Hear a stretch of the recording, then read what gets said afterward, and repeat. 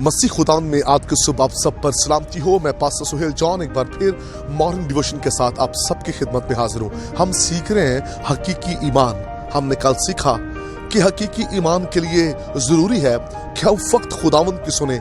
जब हम इंसानों की सुनते हैं तो हम कभी कभार इंसानों की बातें सुनकर डिट्रैक्ट हो जाते हैं, जैसे उसने बूढ़े नबी की सुनी और वो उस मकसद से पीछे हट गया। खुदा के लोगों, आज सुबह हम बात करेंगे उस औरत के बारे में जिसने यीशु के बारे में सुन रखा था और इस औरत का 12 बरस से खून जारी था, दुख के अंदर थी, मुश्किलात के अंदर जिंदगी गुजार रही है, लेकिन इसने यीशु मसीह के बारे में सुना। और हम सीख रहे हैं पहले हिस्से को, ईमान सुनने से बढ़ता है और हमें ठीक सुनना है और सिर्फ यीशु के बारे में सुनना है। हमें खुदा के बारे में सीखना है, हमें कलाम की सुननी है और हमारा ईमान बढ़ता चले जाएगा।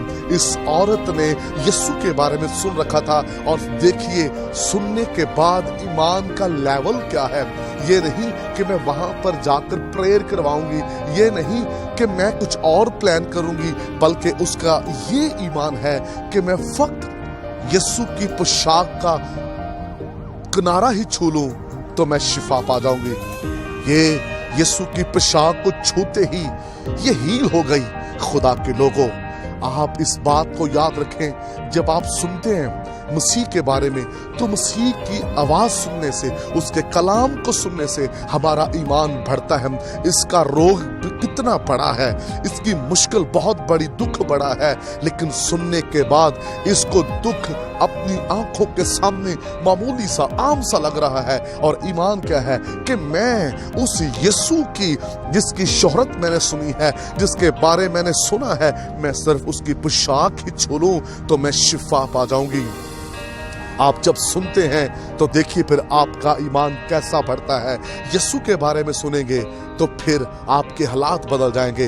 यीशु के कलाम को सुनेंगे फिर आपकी जिंदगी में तरक्की आएगी। इसका 12 बरस से खून जारी था और ईमान के सबब से वो थम गया, यीशु को छूने के सबब से वो थम गया, क्योंकि उसका ईमान था कि उसकी पोशाक छू लेने से मैं हील हो जाऊंगी। खुदा के लोगों, इसलिए हमारा ईमान का लेवल यही होना चाहिए। इसने यीशु के बारे में सुन रखा था। हम हर संडे सरमन को सुनते हैं, कलाम को सुनते हैं, कन्वेंशन में सुनते हैं, सोशल मीडिया के जरिए से हम खुदा के कलाम को सुनते हैं। खुदा के लोगों, हमारा कितना ईमान बढ़ा है, हमारा कितना मजबूत ईमान है। हम दुख को देखकर बेदिले हो जाते हैं, हम दुख को देखकर परेशान हो जाते हैं। और यही दुख जब यूहन्ना बपतिस्मा देने वाली की जिंदगी में आया, जब वो कैद में था, कलाम मुकद्दस के अंदर लिखा है, अगर तू मुसीबत के वक्त बेदिल हो जाए तो तेरी ताकत बहुत कम है।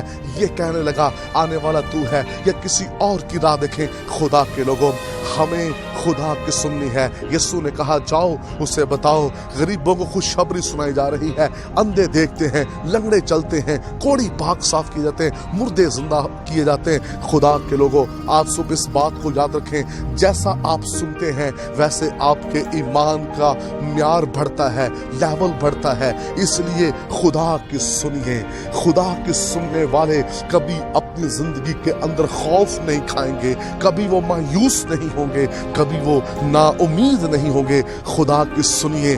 आइए आज की सुबह जिस तरह उस औरत का ईमान बढ़ा यीशु के बारे में सुनकर, आज सुबह जितने भी यीशु के बारे में सुन रहे हैं, आइए अपने ईमान की बुनियाद यीशु को बना लीजिए, अपनी जिंदगी यीशु को बना लीजिए।